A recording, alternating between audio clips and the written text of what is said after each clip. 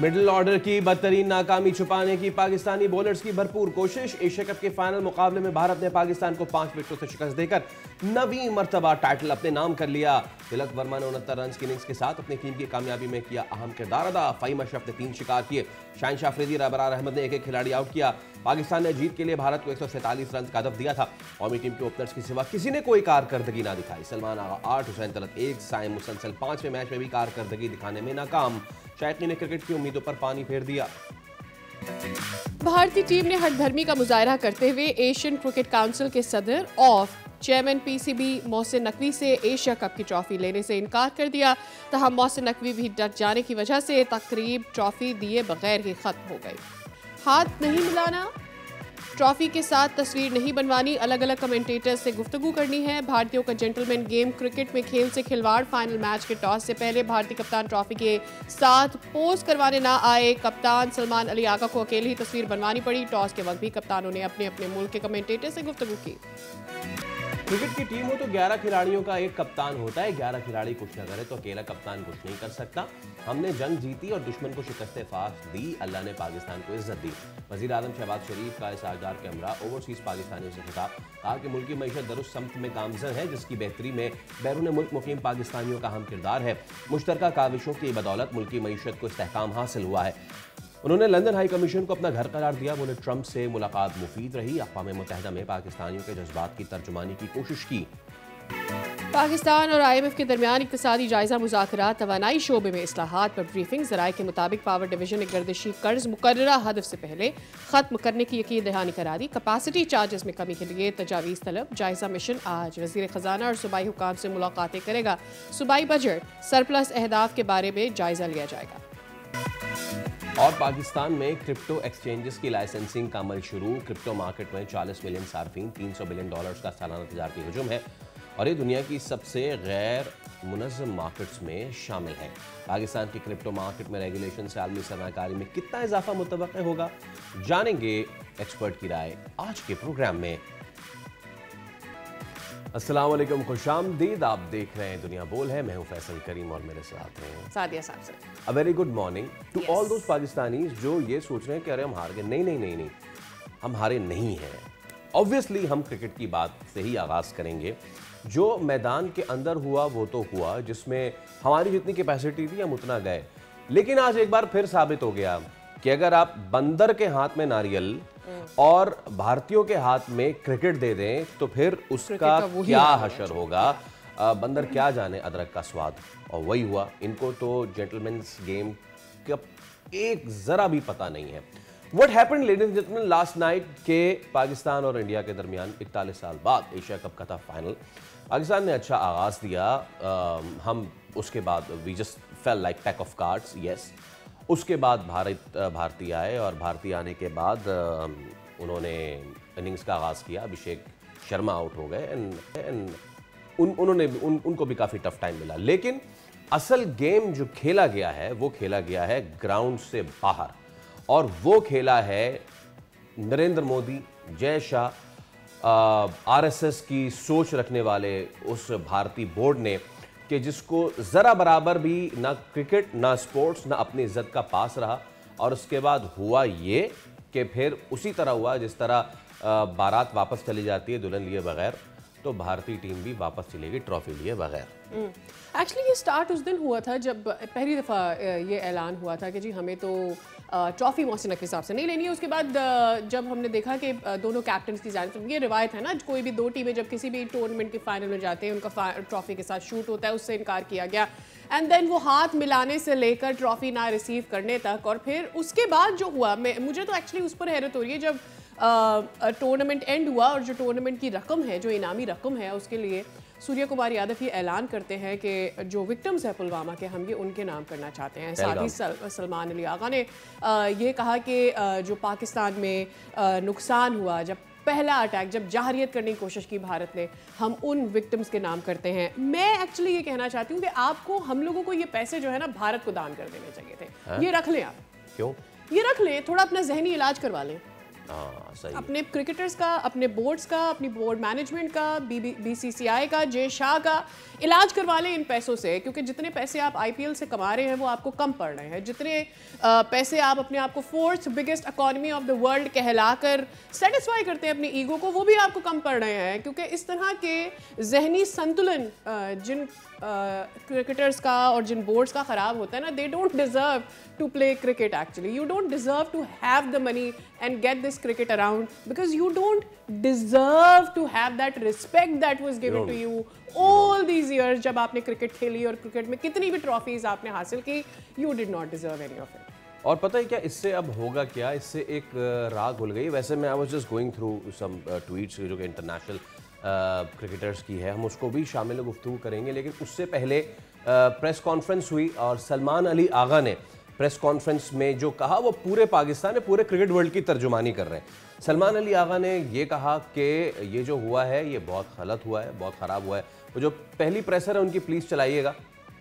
Well said. और जैसा मुंह वैसी चपेड़ वाली बात है, ऐसा ही होना चाहिए। हाँ ये ठीक है, हम गुस्सा करेंगे कि सलमान अली आगा आप क्यों आउट हो गए जल्दी, सलमान अली आगा आपने क्या टीम सेलेक्ट की, सेलेक्टर्स आपने क्या टीम सेलेक्ट की, ये सारी चीज़ें एक तरफ। लेकिन पता है क्या, बहुत शुक्रिया भारतीयों कि आप हमें गुस्सा करने का मौका अपने प्लेयर्स पे नहीं दे रहे, अपने आप पे दे रहे हैं, क्योंकि आप खुद ये काम कर रहे हैं। आई मीन यू नो, और ये आपने प्लेयर्स में जो पेनिट्रेट कर दिया है, this is something very alarming Sadia. पता है क्या, आम आदमी जो भी सोचे, एक सियासतदान जो भी सोचे, कभी भी वो स्पोर्ट्स में नहीं आता था। लेकिन जो इन्होंने प्लेयर्स में अब पेनिट्रेट कर दिया है वो बहुत खतरनाक है। अच्छा, बहुत सारी चीज़ें ऐसे भी हो रही हैं कि हो सकता है आगे जाके, ये एक अंदर की खबर है कि हो सकता है बीसीसीआई का प्लान है कि कुछ कर करा के और पाकिस्तान को बैन वैन करवाए क्रिकेट से, जो उनका बहुत पुराना देरीना ख्वाब था, पुराना ये नई चीज़ लेकर आए सामने। तो वो ये याद रखें कि आगे ओलंपिक में वो जो जाने के दावेदार हैं और जो ये इन्होंने हरकत की है कि ट्रॉफी लिए बगैर उन्होंने मना कर दिया है, this will haunt you and you please remember it कि पहला बार शायद आप करें, Pakistan hits you back again and again. Salman Ali Agha ने एक और बात भी की जो कि नहीं होनी चाहिए थी, लेकिन उन्होंने की ये बात और बहुत अच्छा किया, ताकि दुनिया को पता चले ये जो ड्रामेबाजी भारत कर रहा है, ये जो मगरमच्छ के आंसू बहा रहा है, 8-8 आंसू रो रहा है, and I am sorry but not disrespecting any dead. कल वो मीम भी सामने आई जिसमें जो पहलगाम वाली तस्वीर थी उसमें वो विधवा कह रही है कि अब तो उठ जा भाई, ट्रॉफी जीत ली है। देखा है सलमान अली आगा ने क्या कहा। Thank you very much, thank you so much for this.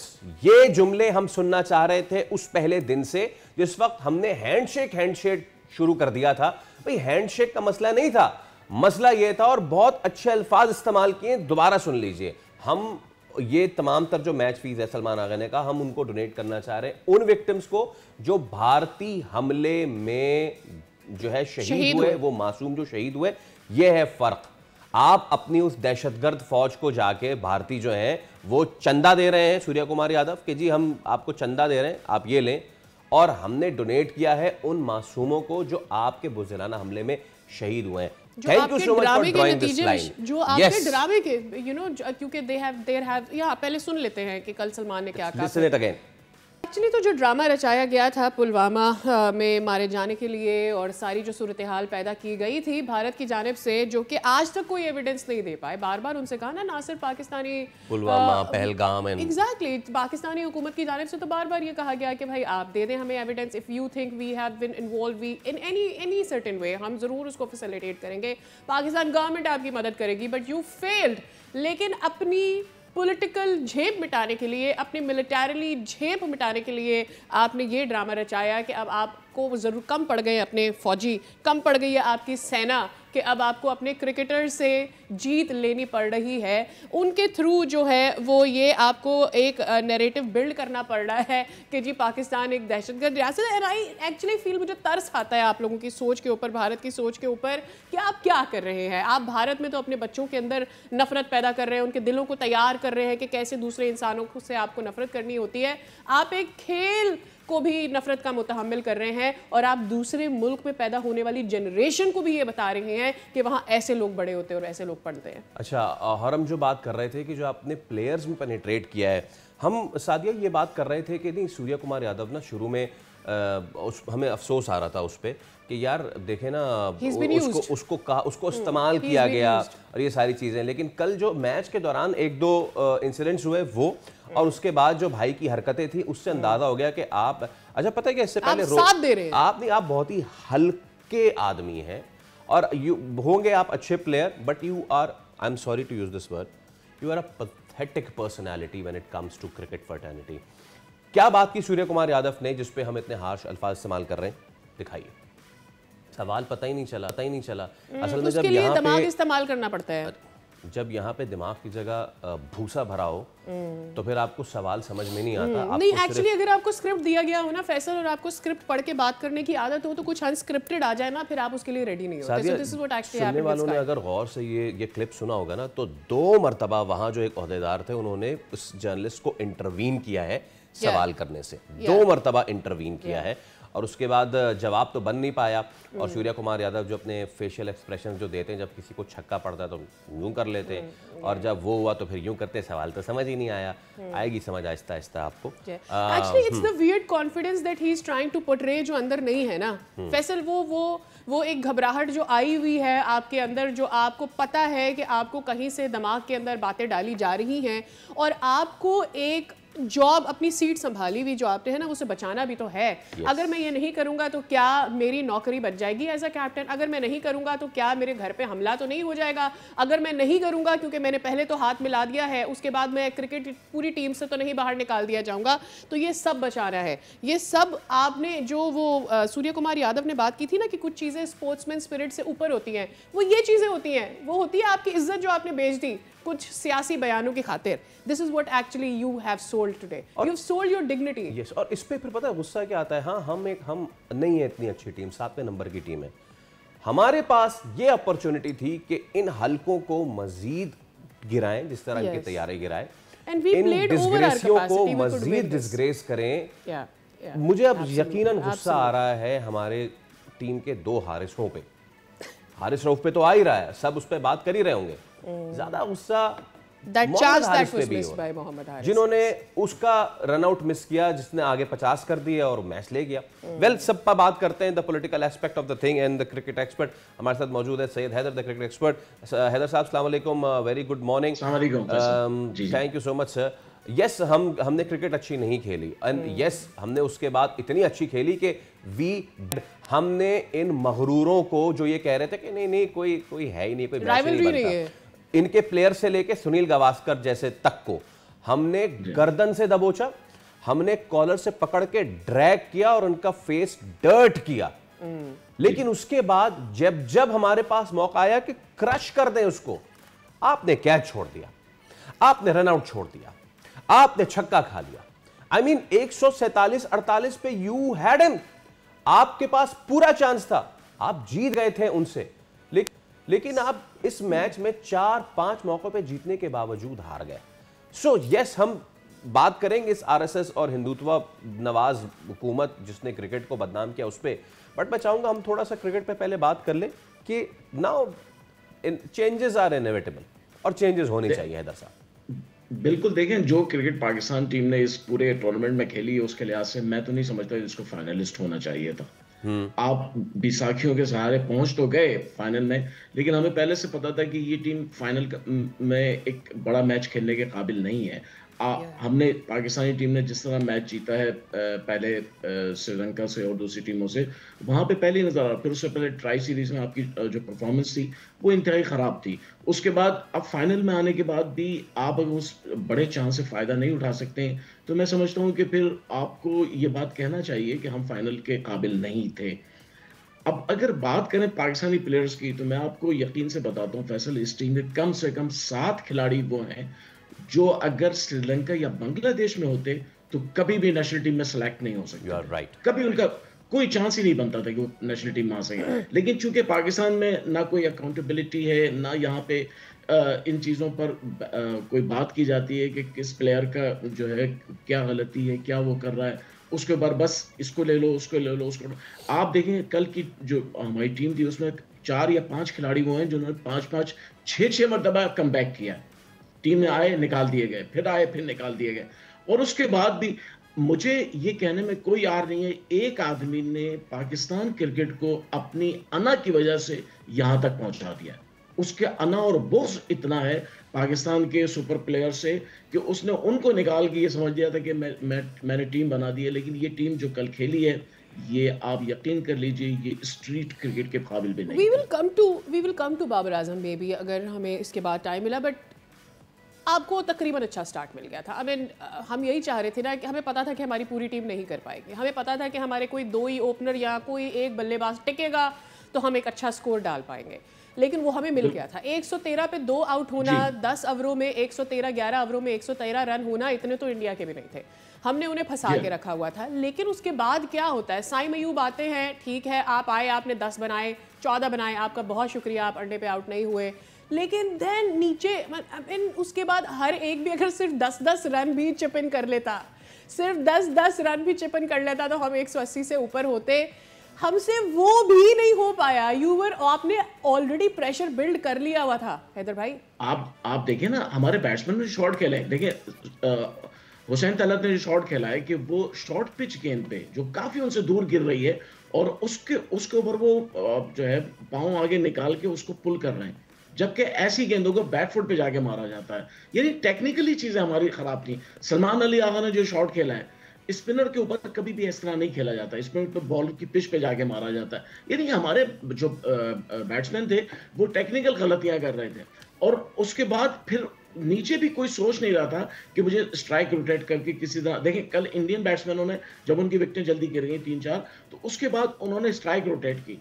Tilak Varma जो है वो स्ट्राइक रोटेट करते रहे पहले, उसके बाद जब मौका मिला उन्होंने फिर बाउंड्रियां लगाई।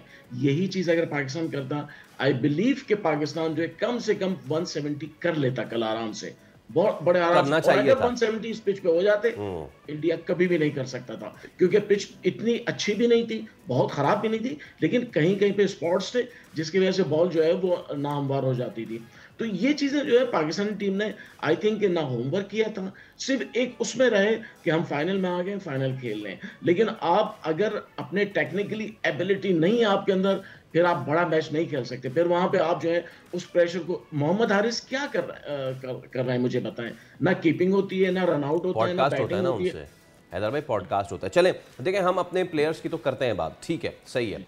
मैं उस मामले पे बात करना चाह रहा हूं जो कि अब आने वाले दहाइयों तक याद रखा जाएगा। द इंडियन एरोगेंस और उनकी बददमागी, उनकी हठधर्मी, खेल के साथ उनका खिलवाड़। आई मीन लाइक इससे पहले भी बहुत क्रूशल मोमेंट्स आए हैं इस पूरी दुनिया में। सेकेंड वर्ल्ड वॉर के बाद ओलंपिक्स आए हैं, जंगों के बाद फुटबॉल वर्ल्ड कप्स आए हैं, but never have I seen situation like this और read a situation like this. कभी भी इस तरीके की बदनामी जो है क्रिकेट को नहीं मिली थी जो भारत ने किया है।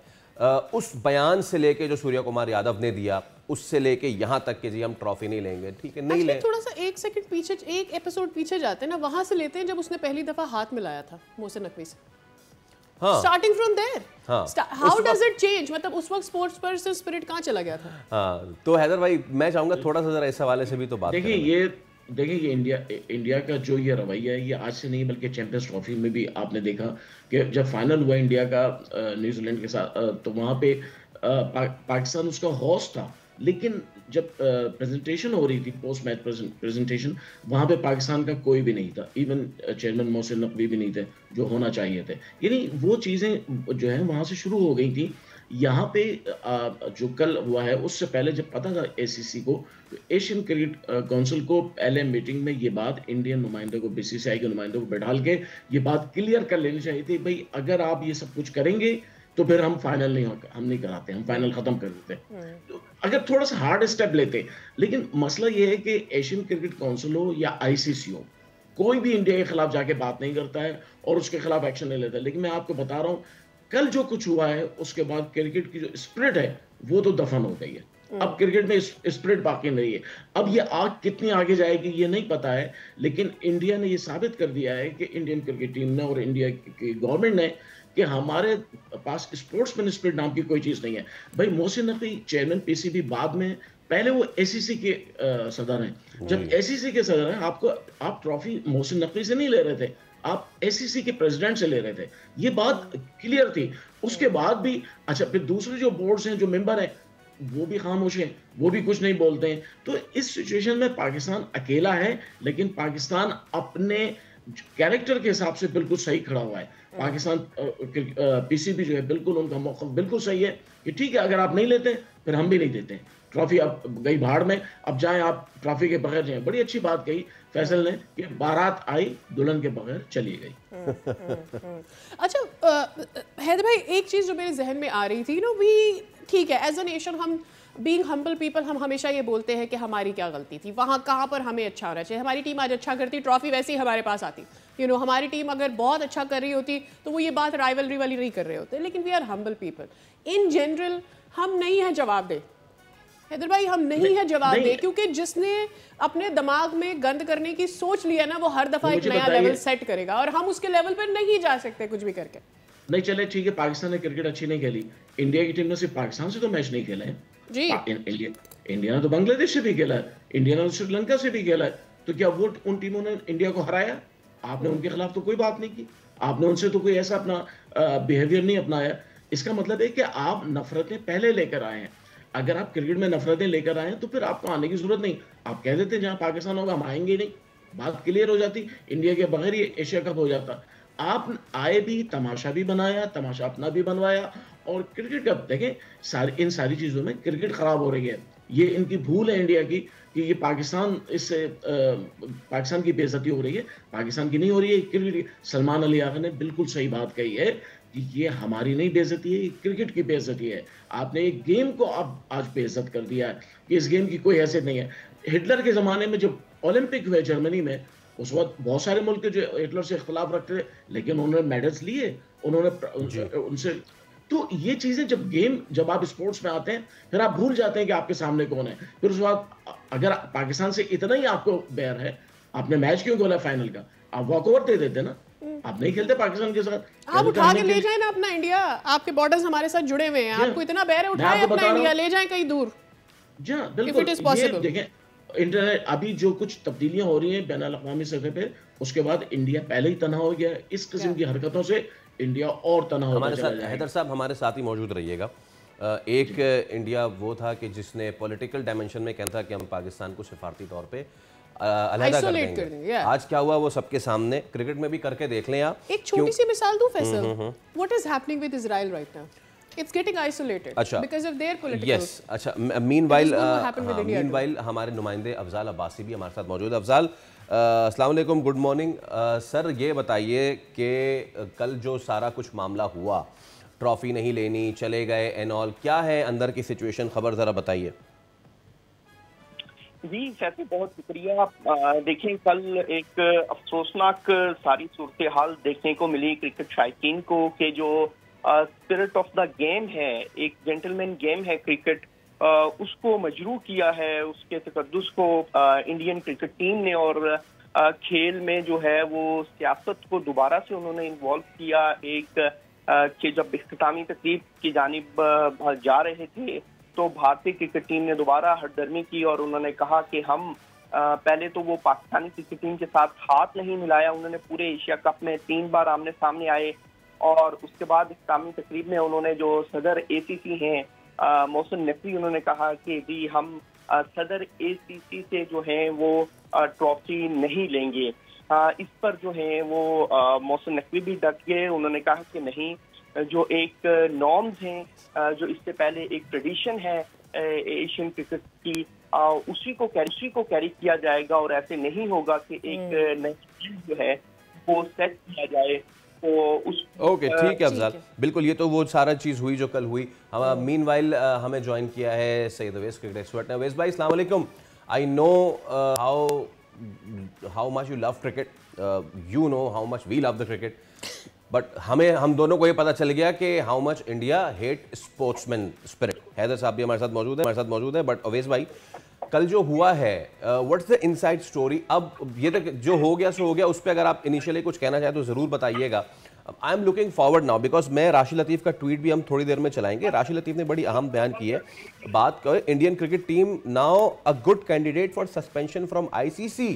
After refusing to collect Asia cup. उन्होंने साथ में आगे जो है वो ओलंपिक्स और इसकी बात भी लिखी है। ऐसा होता लगता है आपको? देखिए, अनफॉर्चुनेट चले मैच पे तो आऊंगा, लेकिन जो सिनेरियो कल हुआ था उससे कुछ होने वाला नहीं है, क्योंकि चेयरमैन भी आपको पता आईसीसी के, खुद बीसीसीआई के प्रेसिडेंट बैठे हुए हैं। मार्केटिंग डिपार्टमेंट की बात करें आप अपने, अगर आप उनके इंटरनल सीईओ की बात करें, वो सारे के सारे जो उनसे इंडियन लॉबिंग वाले हैं, तो वो कुछ होने वाला है नहीं। वही है, बस कागजी कार्रवाई आती है। लेकिन पाकिस्तान को ऑब्वियसली इसमें, पाकिस्तान नहीं खाली जितनी भी एसीसी के जो टीम्स थी उनको स्टांस लेना चाहिए इस मामले के ऊपर, क्योंकि कल कोई हमारे साथ हुआ या किसी के साथ भी करेंगे और वो आपको नजर भी है इस चीज के बारे में। आई गेस अभी मैं कंफर्म नहीं कर सकता, वो नरेंद्र मोदी की शायद ट्वीट भी आई है कि जी बिल्कुल आई है के बाद, और मोहसिन नकवी साहब ने शायद रिप्लाई भी किया है। मैं कंफर्म नहीं कर सकता, मैंने कहीं पढ़ी थी अभी वो। लेकिन ये कि जितना मामला कल ग्राउंड के हुए, अनफॉर्चुनेट है। हमने गंदी क्रिकेट तो खेली, let's be frank of it. मैं क्योंकि ऐसे क्रिकेटर मैं सीधी बात करूंगा, मैं कहूंगा अवेश भाई इसको दोबारा रिपीट कीजिएगा, आवाज में थोड़ी डिस्टॉर्शन हुई थी। आप कह रहे थे कि अब मैं कंफर्म नहीं कर सकता, क्या आप बात कर रहे थे? मैं मोहसिन नकवी साहब की बात कर रहा था, शायद उन्होंने ट्वीट भी उसके ऊपर की है, तो मुझे कंफर्म नहीं है कि क्या वो सच है नहीं है। मैंने कहीं सोशल मीडिया पे पढ़ते हुए देखा था। Let me check. लेकिन जितनी भी कल सूरत हाल हो, या एज क्रिकेटर ऑब्वियसली जब आप ऐसा क्रिकेटर देखते हो या क्रिकेट फैन की बात करो, तो मेरा एक चीज था कि यार आप परफॉर्म करते, आप इनके मुंह पे तमाचा मारते। आपकी परफॉर्मेंस अनफॉर्चुनेटली नहीं अच्छी थी। कल जब आपने 147 वैसे किया, तभी आप मैच उनसे आपके हाथ में निकल चुका था। ये विकेट पास स्कोर की बात करें, 180 के करीब उनसे पास स्कोर होना चाहिए। लेकिन यहाँ पर जिस तरीके से आपकी परफॉर्मेंस थी टीम की, आप अनफॉर्चुनेट सिनेरियो आपका रहा है कि आपकी टीम जो सी है वो 13 जो रन के ऊपर 7 खिलाड़ी अगर आपके आउट हो जाए। कप्तानी की बात करें, जिस वक्त आपका क्या नाम है इसका, इब्रार की बात करें, वो इतना अच्छा सेटल बॉलर आपके साथ लगा, आप उसको हटा के हारिस साउथ को लेके आते हो। लिटरली ये पहले भी टीम हमने बात की थी कि ठीक है, सब पाकिस्तानी हम वो लोग हैं जो आखिरी ओवर तक मैच को देखते हैं, उम्मीद होती है। अच्छा अवेश भाई, जो आप बात कर रहे थे ना, मैं उसको कंफर्म कर देता हूँ जी। नरेंद्र मोदी हल्के आदमी ने ये ट्वीट जरूर किया कि operation Sindoor on the games field, shame on you. और उसके बाद मोहसिन नकवी ने इसको फिर जो है वो जवाब दिया कि if war was your measure of pride, अगर जंग जो है आपके गरूर का, फ़ख्र का पैमाना है, history already records your humiliating defeats as Pakistan hands, तारीख ऑलरेडी बता चुकी है कि आप पाकिस्तान के हाथों जंग में कितनी बुरी तरह हार चुके हैं। No cricket match can rewrite that truth. कोई क्रिकेट मैच आप 1000 भी जीत लें, लेकिन वो सच्चाई आप नहीं बदल सकते। Dragging war into sports only exposes desperation and disgrace the very spirit of the game. There you go sir. And yes, बिल्कुल बात ठीक है अवेश भाई। मैं इस पे हैदर भाई के पास आ जाऊं। बिल्कुल ठीक बात की है। और अब पता है क्या, हमें एस पॉलिसी सामने आना होगा सर। ये क्रिकेट से बात अब बहुत आगे चले गई हैदर साहब। देखिए ये तो बिल्कुल बात वाज़ेह है कि आप जो काम जहां पे करना था वहां नहीं कर पाए, अब दूसरे मैदान में कर रहे हैं। देखिए मोदी ने खुद ये बात साबित कर दी कि हमसे जहां पे जंग लड़नी थी वो तो कर नहीं पाए, अब हमने अपने लड़कों को आगे कर दिया है स्पोर्ट्स में। देखिए स्पोर्ट्स जो है उसका जंग से बहुत फर्क होता है। स्पोर्ट्स जो है लोगों को महसूस करने के लिए, एंटरटेन करने के लिए होती है, वो इंसान को रिलैक्स करने के लिए होती है। जंग तबाहियों के लिए होती है। इसका मतलब है आप ये तो एक्सेप्ट कर रहे हैं कि हम तबाहियां भी फैला रहे हैं। आपने ये बात तो एक्सेप्ट कर ली है। दूसरी बात ये है कि मोहसिन नकवी साहब ने एक बड़ी अच्छी बात इसमें कही कि रीराइट कुछ नहीं हो सकता है। ये बड़ी अहम बात है। आप जो काम पहले गलत कर आए हैं वो वहां पे लिखा हुआ है। अब यहाँ पे आके आप कोशिश कर रहे हैं कि उसको रीराइट कर लें, ये नहीं हो सकता है। अब क्रिकेट के मैदान में अगर आप ये चाहें कि उसे ये कहें कि ऑपरेशन सिंदूर है, तो ये ऑपरेशन सिंदूर एशिया कप शुरू होने से पहले आपने क्यों नहीं कहा था? आप उस वक्त भी कहते ना कि हमारी फौज अगर ने ऑपरेशन सिंदूर किया है तो अब हमारी क्रिकेट टीम जाके ऑपरेशन सिंदूर कर रही है। इसका मतलब यह है कि आप आखिरी मिनट तक इंतजार करते रहे, हम जीते और फिर इसको ऑपरेशन सिंदूर का नाम दें। ये पहली अब मैंने फौज देखी है जो जीतने के बाद अपना कोई मोटो का ऐलान कर रही है। होना ये चाहिए था, आप अगर आप असूली आदमी हैं, अगर आप इस कदर जो है बात करते हैं ह्यूमैनिटी की और इन सब चीज़ों की, तो आपको पहले से कहना चाहिए था। मोहसिन नकवी साहब ने अपना नहीं पूरी पाकिस्तानी कौम की तर्जुमानी कर दी है कि हमने जो काम जहां पे करना था वहां पे किया है। और वो वहां पे जो काम किया है वो इतना स्ट्रांग है कि ये अब इसकी कल के मैच की जो है उससे उसकी कोई बराबरी या उससे हम नहीं बहुत कर सकते। शुक्रिया हैदर साहब आपका भी, अवैस साहब आपका भी बहुत शुक्रिया। मेरे जहन में एक बात आ रही थी एक्चुअली ये कि मोहसिन नकवी साहब से जब हाथ नहीं मिलाया और उसके हाथ मिला लिया और उसके बाद बैकलैश आना शुरू हुआ तो मोदी को अचानक याद आया कि ये उनका आखिरी मौका है अगले इलेक्शन के लिए अपनी फेस सेविंग के लिए। That is where it started from, और वहाँ से उन्होंने जंग जो है मैदान में लड़ने की कोशिश की। वेयर यू लॉस्ट एक्चुअली, आपने जो थोड़ी बहुत इज्जत बचा ली थी पाकिस्तान से जंग हारने के बाद वो भी खो दी है। ओके, एक ब्रेक लेना, उसके बाद हाजिर होंगे। Stay with us.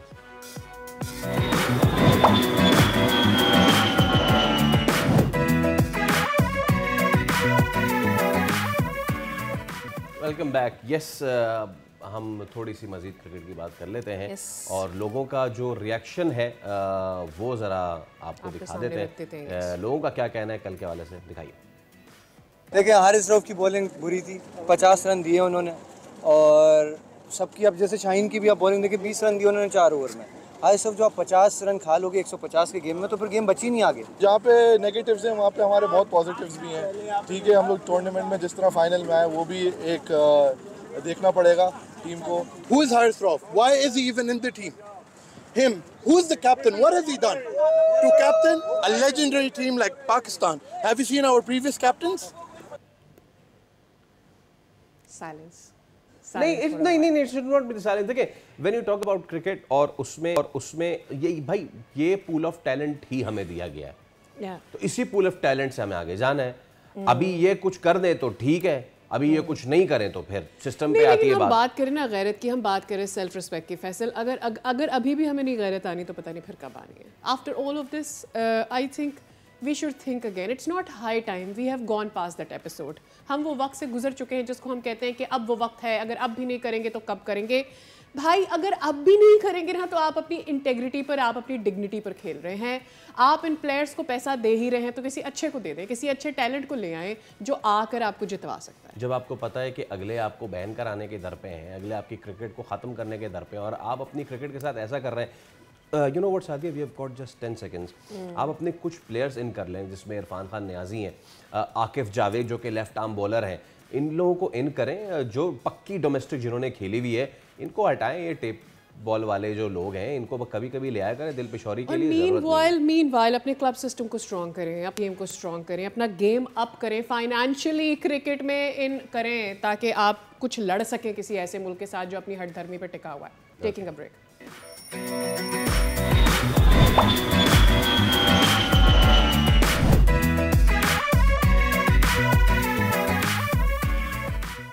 Welcome back.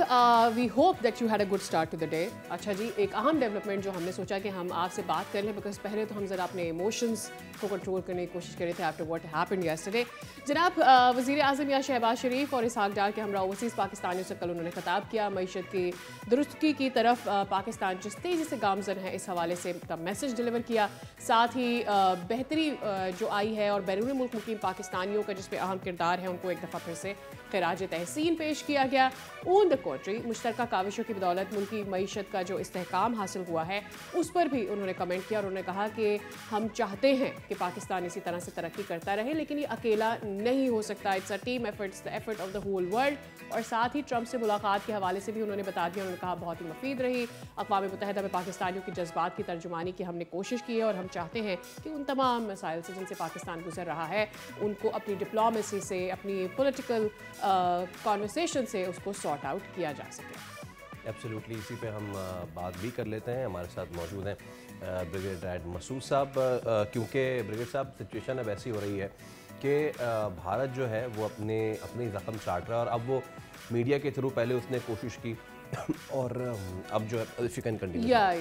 या कल हमने देखा कि कल परसों बल्कि इससे पहले हमने देखा कि मीडिया की जानिब से एक नैरेटिव इंडिया की जानिब से बिल्ड करने की कोशिश की गई, लेकिन हमारी डिप्लोमेसी की, हमारी पॉलिटिकल अचीवमेंट्स कोई ढकी छुपी नहीं है। The way we been welcomed in USA, the way we have delivered our message in UN, मेरे ख्याल में ये अपनी मिसाल आप है। Pakistan is on the right path now.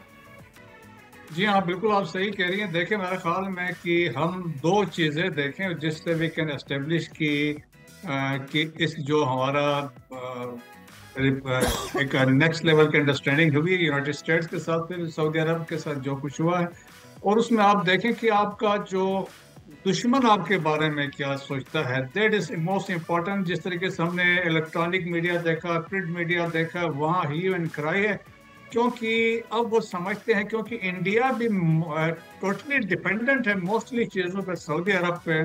और जिसमें आप देख लें कि 20% ऑयल वहाँ से लेता है, अबाउट $43 बिलियन की ट्रेड उनके साथ होती है। दे कंसिडर ईच अदर, उस वक्त स्ट्रेटेजिक पार्टनरशिप भी है। और फिर हमारे ताल्लुकात अभी अमेरिका के साथ जिस तरीके से नेक्स्ट लेवल पे चले गए हैं, तो उससे चीज़ें बड़े वाजे हो जाती हैं कि तकलीफ इनको बहुत ज़्यादा है। और पाकिस्तान की कामयाबी है, पाकिस्तान की रेलेवेंस बढ़ गई है, पाकिस्तान के जियो स्ट्रेटजिक प्रोफाइल बढ़ गया है। हम साउथ एशिया में नेट सिक्योरिटी स्टेबलाइजर भी हैं, और फिर देखिए वेस्ट एशिया में we are no net security provider भी हैं।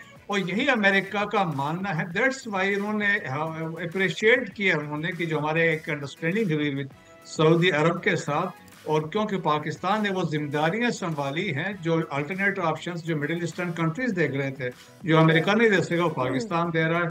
सो मेरे ख्याल में पाकिस्तान उम्मा का एक लीडर भी बन के आया है, और फिर देखिए स्टेबिलिटी के लिए भी एक बड़ा इंपॉर्टेंट रोल इसमें अदा कर रहा है। राइट। कल एक और सुर्खी भी मिली है भारत को, परसों की मेरे ख्याल में ये डेवलपमेंट है। अब उनका वीज़ा प्रोसीजर जो है वो लंबा होने जा रहा है उनके स्टूडेंट्स के लिए। I think it's the failure of the diplomacy with US. मतलब वंस आपका एक एलाई हो, आज वो आपको देखना नहीं चाहता, आपके साथ हाथ नहीं मिलाना चाहता। आपको नहीं लगता कि जिस तरह से इसराइल ने अपनी इस ज़ायनिस्ट सोच की वजह से अपने आप को आइसोलेट कर लिया है, इंडिया भी उसी रास्ते पर चल रहा है अपने आप को आइसोलेट करने के? एग्जैक्टली सेम प्ले बुक है। और अब देखें, जब आप कंपेयर करते हैं बिटवीन दी संगीज से, जो संघ परिवार के लोग हैं, एंड द नाजीज हैं, वो भी हैं, और फिर और ये इजरायली से, इन सब की सोच देखा जाए तो ऑलमोस्ट सेम है। और इसमें ये है कि एक्सप्रेशनिस्ट की बात हो रही है, अखंड भारत की बात, डेमोक्रेटिक इजराइल की बात कर रहा है, फिर हेजमोनिक डिजाइन्स भी हैं। तो लेकिन अभी आप देखें कि जिस तरीके से इनको सुक्की, जैसा अभी अमेरिका की तरफ से देखें कि टैरिफ 50% है, अभी फार्मास्यूटिकल पे 100% कर दिया, फिर वीजे पे $1 लाख की उन्होंने बात कर दी है। फिर ट्रम्प ने ये भी कहा कि जब मैंने सीज फायर करवाए, आप लोग दौड़े दौड़े मेरे पास आए, जब पाकिस्तानी ने आपको गले से पकड़ा हुआ था, तो अब आप डोमेस्टिक ऑडियंस की वजह से एक्नॉलेज नहीं कर रहे हैं माई इम्पोर्टेंट रोल। मेरे ख्याल में वो भी एक इम्पोर्टेंट फैक्टर है। दैट्स वाई देखें कि ये न सिर्फ आइसोलेट हुए हैं, but they have been sideline. और ये तभी एक किस्म की उनके अपना थिंक टैंक मानते हैं, उनके अपोजिशन मानती है, और जो उनके जो जर्नलिस्ट हैं वो भी समझते हैं कि इंडिया बहुत वीकर विकेट पे चला गया है। और वो ये भी समझते कि हिंदुत्व माइंडसेट ने, मोदी ने जिस तरीके से इंडिया का जो सो कॉल्ड शाइनिंग इंडिया था, सेकुलर इंडिया था, वो अभी आके धड़म से नीचे गिर गया है। और अभी देखें कि टोटल बीजेपी की अपनी वो पॉपुलैरिटी नहीं है, 230 सीटें ली हैं, सिंपल मेजॉरिटी भी नहीं है, total dependent on 2 local parties पे हैं। तो वो अभी उनको वो भी तकलीफ है।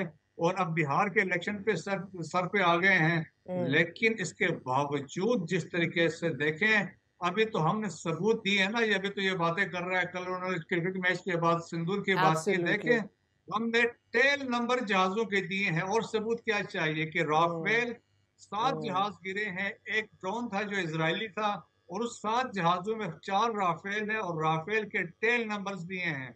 सो ये डिसॉल्ट एविएशन वाले देखें वेरीफाई। और फिर देखें ना कि जो थलथली मची थी, जब रिस्पांस हमारा गया, बुनियाद महसूस किया, तो पाकिस्तान की देखा ना क्यों स्टैंडिंग बड़ी है। हमारा रिस्पांस था, बुनियाद महसूस था, तो दुनिया ने कहा कि ये बहुत पावरफुल लोग हैं, conventionally they are very powerful, और ये they can prevail over India, और finally we prevailed.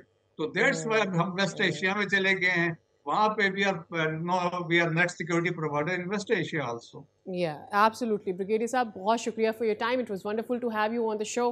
Definite time इस पर ज़रूर बात करेंगे कि भारत के लिए how worse of a dream it is becoming, और जो वो अचीव करना चाह रहे हैं with this thinking, can they achieve, can not they achieve, इस पर बात करेंगे आइंदा भी आपसे। चलो जी, आगे बढ़ते हैं, ज़रा बात कर लेते हैं एक नई जहज जो कि इंट्रोड्यूस करवाई गई। पाकिस्तान ने क्रिप्टो करेंसी को रेगुलेट करने के लिए अपने इकदामात का आगाज़ कर दिया है। An idea that was floated about at the beginning of the year. अब उसकी रेगुलेटरी अथॉरिटी और पाकिस्तान क्रिप्टो जो करेंसी है उसका क़याम शामिल हो गया है। हुकूमत ने इस शोबे को कानूनी हैसियत देकर और इसे स्ट्रेटेजिक बिटकॉइन रिजर्व बनाने और फिर 2000 मेगावाट बिजली माइनिंग के लिए मुख्तस कर दिए हैं। वजाहत साहब हमारे साथ मौजूद हैं, आप क्रिप्टो एक्सपर्ट हैं। वजाहत, अस्सलाम वालेकुम, very good morning to you. Pakistan has long waited, और पाकिस्तान में जो क्रिप्टो करेंसी पढ़ रहे थे, उस पर काम कर रहे थे, ढके छुपे तरीके से कर रहे थे। Pakistan has long waited for it. Now हम उसकी लीगलाइजेशन उसकी रेगुलाइजेशन की तरफ आ गए हैं, which is obviously a good initiative. ज़रा वॉक मी थ्रू, इसको लीगलाइज करने से एक क्रिप्टो इन्वेस्टर पर और ख़ासतौर पर पाकिस्तान को कितना फ़ायदा होगा? वालेकुम अस्सलाम। सबसे पहले बहुत बहुत शुक्रिया, आपने मुझे अपने शो में बुलाया। और क्रिप्टो लीगलाइज करने का बहुत ही आसान तरीका है अगर इस पे काम किया जाए। देखें, सबसे पहले हम बात करते हैं कि अभी के वक्त में क्रिप्टो मार्केट एक ग्रे मार्केट है, लेकिन जैसे कि पीसीसीए जो है इस पे काम कर रही है, इसके फ्रेमवर्क पे काम कर रही है, और जैसे ही क्रिप्टो पाकिस्तान में लीगलाइज हो जाएगा तो Pakistan will be the number 1, और Pakistan will be the number 1 के साथ साथ आपके पास टूरिज्म आएगी। अच्छा, टूरिज्म आपके पास कैसे आएगी? टूरिज्म आपके पास आएगी, क्रिप्टो के बिलियनियर्स जो हैं वो आपके पास आएंगे, इसके साथ साथ इन्वेस्टमेंट्स आपके पास आएंगी, आपके पास रेमिटेंस आएंगे, जो कि 30 बिलियन तक का रेमिटेंस जो है वो अभी तक आपके अंडर कंट्रोल है, सॉरी आपके कंट्रोल में नहीं। तो अब इशू यहाँ पे इससे एक चीज़ जो अच्छी हो जाएगी वो ये कि जब आप इस अमाउंट ऑफ मनी जो लोग अपने बैंक अकाउंट्स में रिसीव कर रहे हैं, आप उसे लीगलाइज कर देंगे, तो फिर आप उसकी टैक्सेशन भी कर सकते हैं ना, फिर आप उसमें ट्रांसपेरेंसी भी लेकर आ सकते हैं।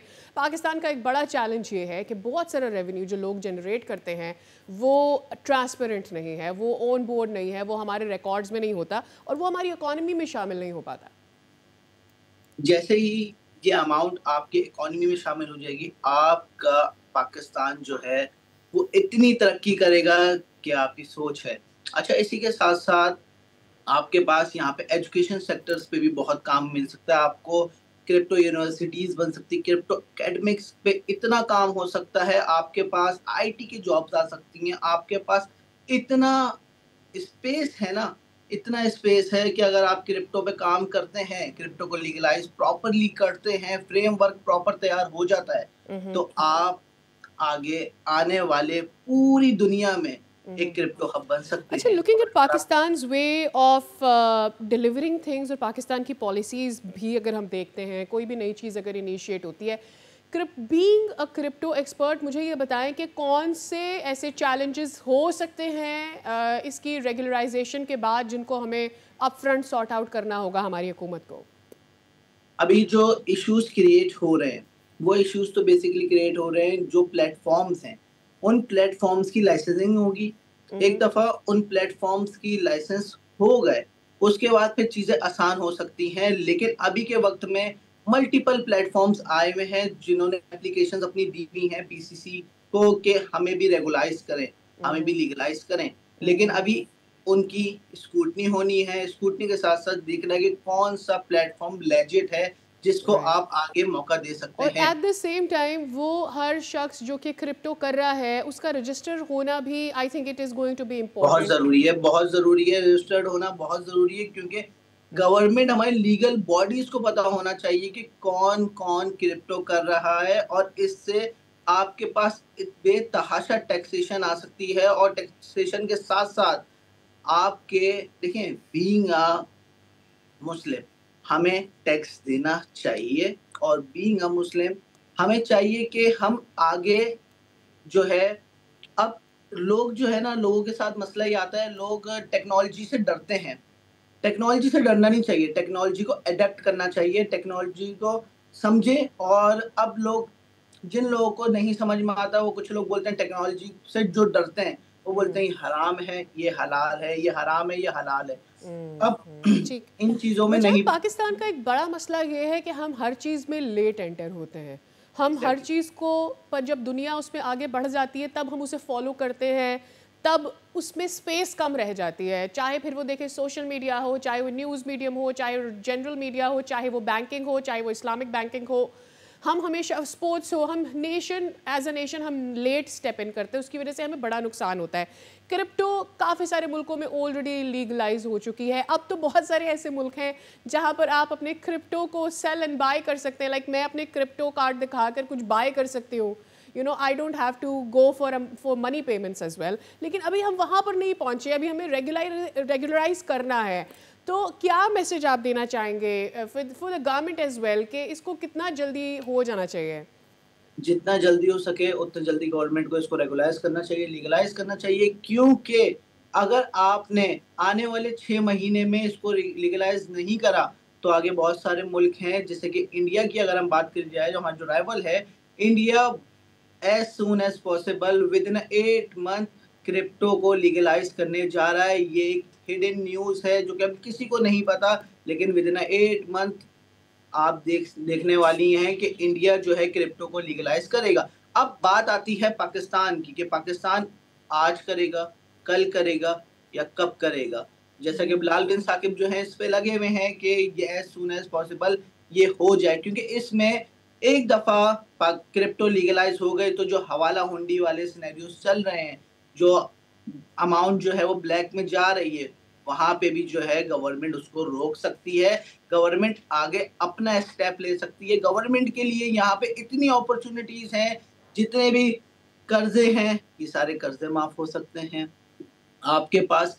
इतनी हमारा मुल्क का ये एक पुराना इशू है, एक पुराना मसला है कि हम मसले पैदा होने देते हैं और पैदा होने के बाद हम सोचते हैं कि ये किस तरीके से सही होंगे, इसे ये सही होंगे भी या नहीं होंगे। लेकिन क्रिप्टो एक ऐसा हमारे पास मौका है जिससे हम आने वाले मसले भी खत्म कर सकते हैं और जो हमारे पास मजीद मसले हैं उनसे भी हम निजात पा सकते हैं। बहुत शुक्रिया Wajahat, it was wonderful to talk to you, to have you on the show and figure out challenges क्या है व्हेन इट कम्स टू कि क्रिप्टो कितनी जल्दी लीगलाइज हो जाना चाहिए और इसमें किसी भी किस्म की करप्शन की प्रिवेंशन के लिए हमें क्या पहले से ही इकदाम उठा लेने चाहिए और हमें किस तरह से इसे बूस्ट देना चाहिए अपनी इकॉनमी को इसमें ट्रांसक्रिप्ट करने के लिए। बहुत शुक्रिया for your time here, we are taking break, हमारे साथ रहिए।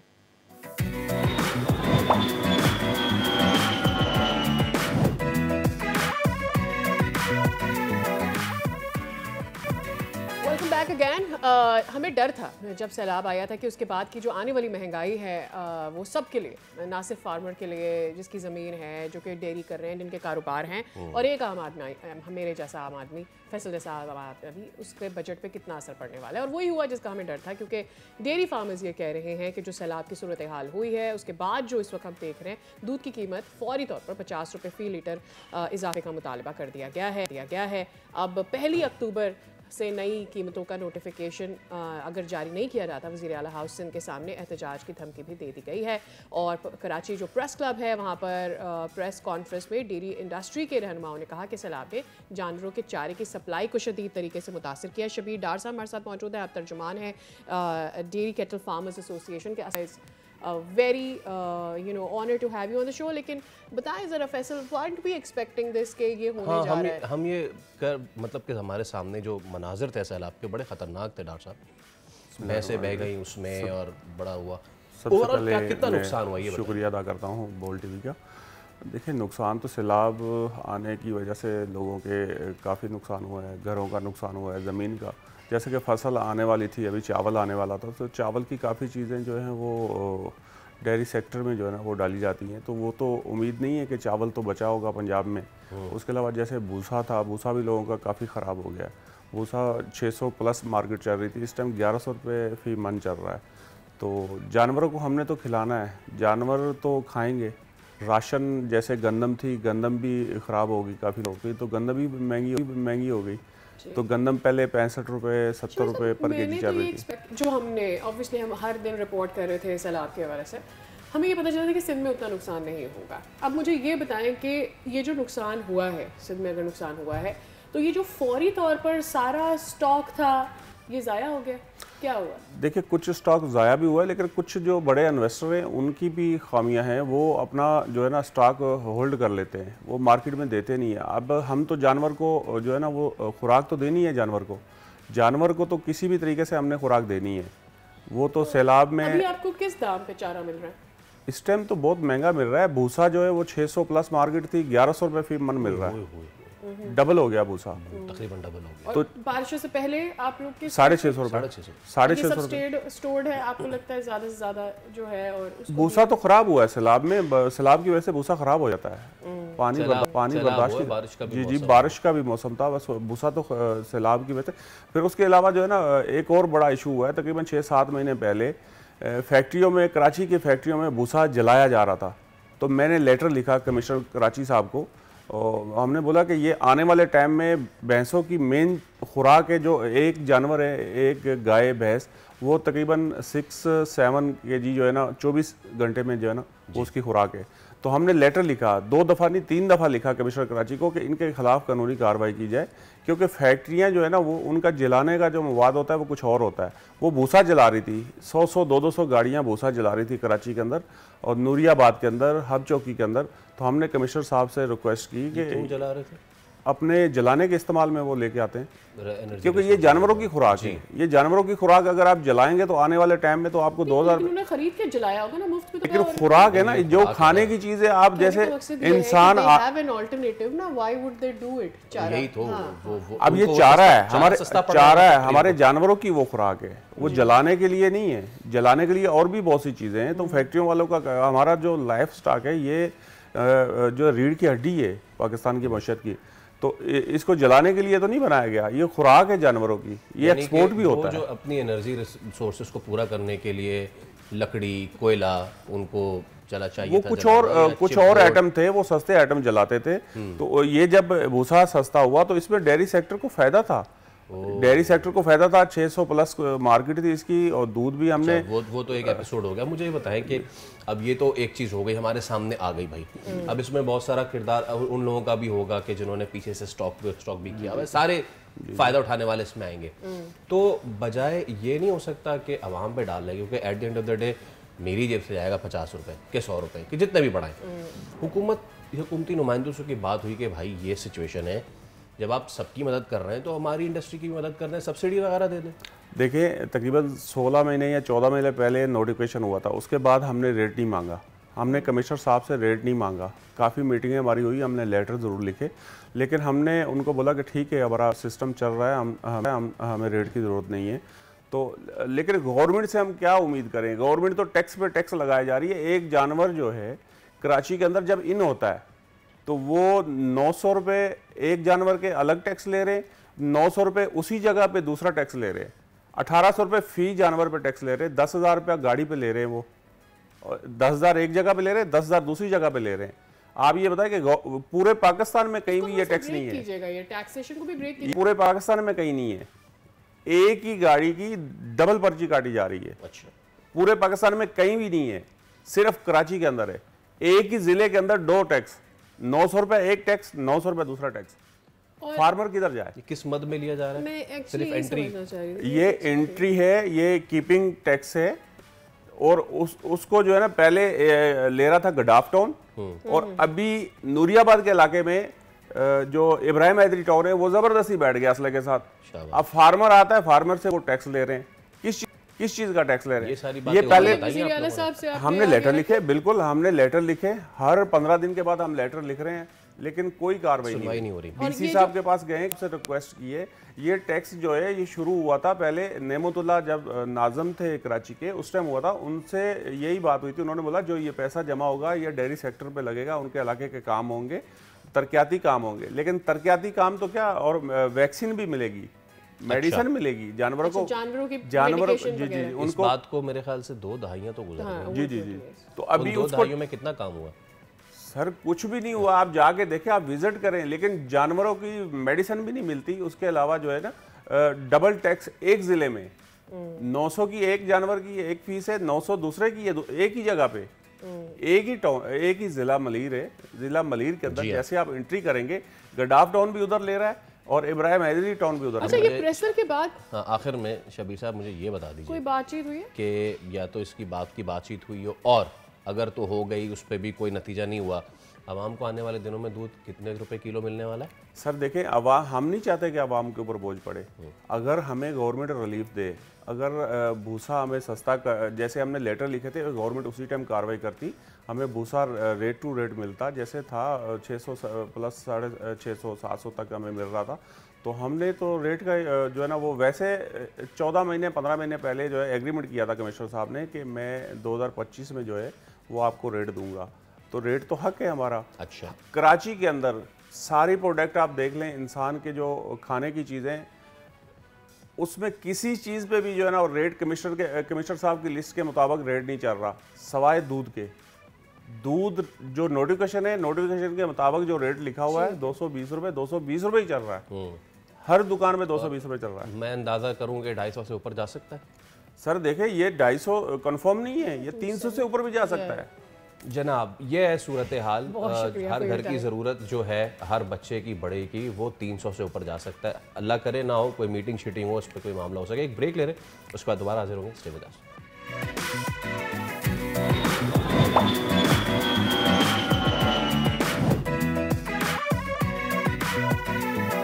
Welcome back. अच्छा, हम हर नए दिन के साथ ग्लोबल वार्मिंग के नए असरात के बारे में बात कर रहे होते हैं, and the thing was coming in my mind कि ये जो बदलते मौसम हैं, और कुछ मौसम आ ही नहीं रहे और कुछ मौसम इतने लंबे हो गए कि वो जा नहीं रहे, ये क्या हमारी स्किन रूटीन के ऊपर भी फ़र्क डाल रहे हैं? और हमने हमेशा देखा है कि वो इतनी महंगी प्रोडक्ट्स लोग लगा रहे होते हैं अपनी स्किन को अच्छा करने के लिए, लेकिन क्या हर किसी को उतनी महंगी रूटीन की ज़रूरत है या नहीं है? That's my question. और मेरा इस पर एक सवाल ये भी है कि बजाय इसके कि आप अच्छी चीज़ है सोशल मीडिया से आप चीज़ें देखा करें, लेकिन उसको अंधों की तरह फॉलो करें और जापानी स्किन बनाने के चक्कर में अपनी पाकिस्तानी स्किन का, अभी अपने को क्या पता, जापानी के, कोरियन के, रशियन, जो सी भी स्किन आप बनाना चाह रहे हैं, आपकी अपनी जो साउथ एशियन स्किन है, लोग मरते हैं भैया उस पर, है कि नहीं? हाँ। तो प्लीज़ इसी पर जरा बात करते हैं। डॉक्टर फलक वकास हमारे साथ मौजूद हैं। आप डर्मेटोलॉजिस्ट हैं, स्किन केयर स्पेशलिस्ट हैं।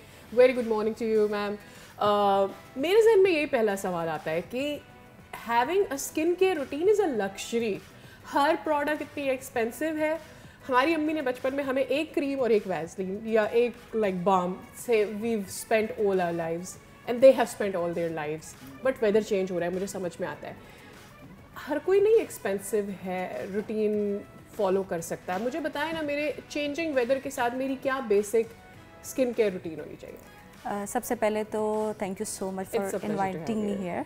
मैं अपना इंट्रोडक्शन दे दूं कि आई am doctor Falak Waqas, I am a dermatologist and aesthetic specialist practising in Karachi, DHA Khayaban Bukhari.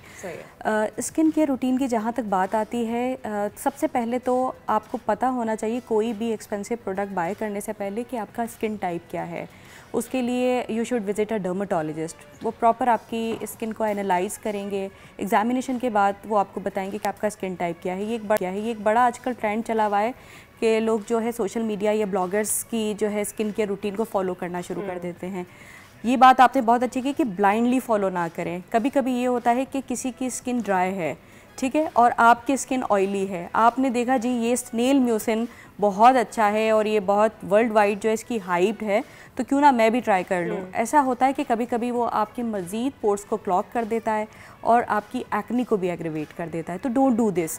आप अपने स्किन स्पेशलिस्ट के पास जाएं, उसको अपना स्किन दिखाएं और फिर अपना जो है वो रूटीन बनवा लें। अब हमारे यहाँ तो नहीं है भैया, डॉक्टर के पास जाने का है ही नहीं, यानी हमने जाना ही नहीं है, बाकी सारी चीज़ें करनी है।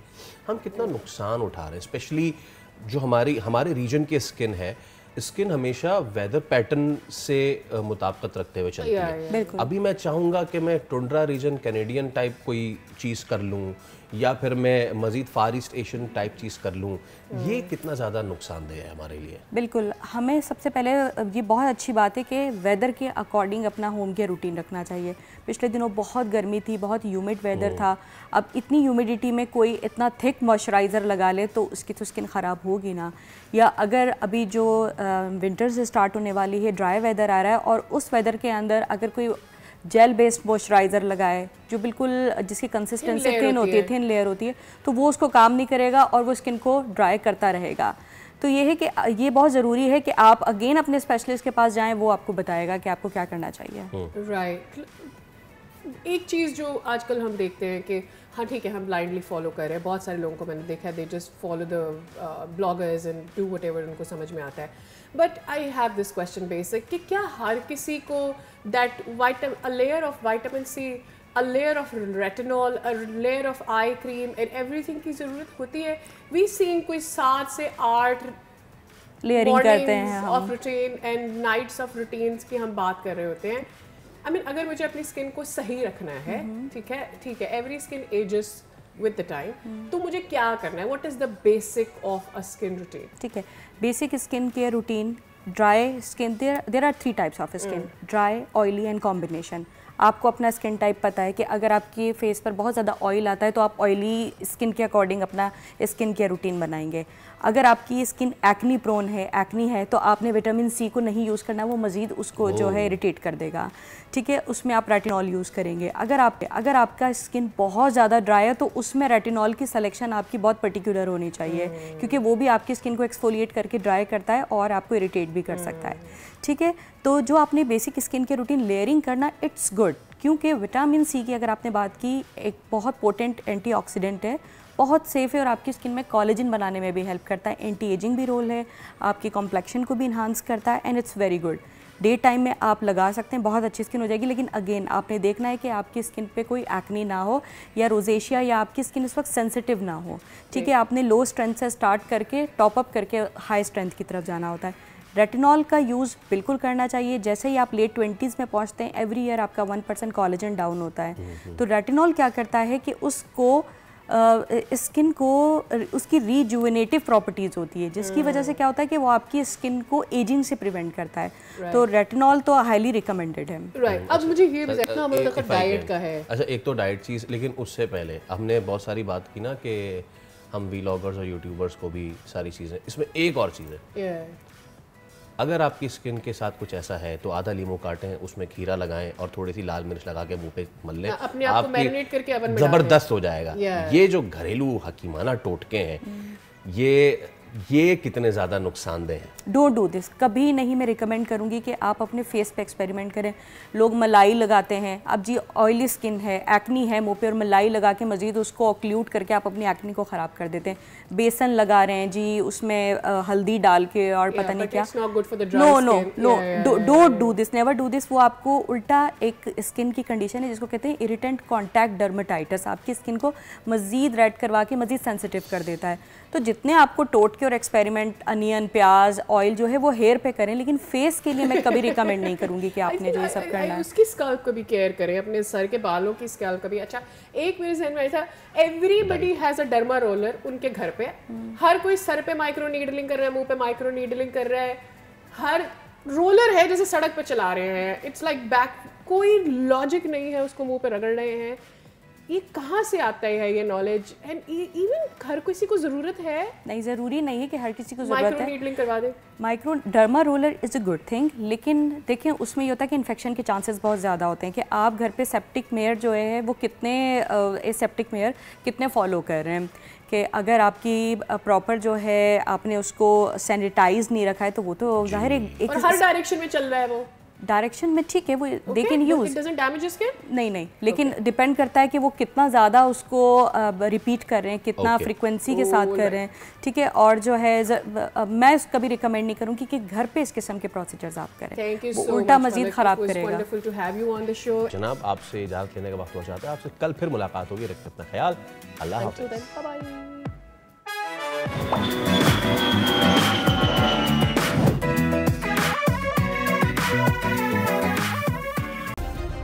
सब्सक्राइब करें और बेल दबाएं ताकि कोई खबर रह न जाए.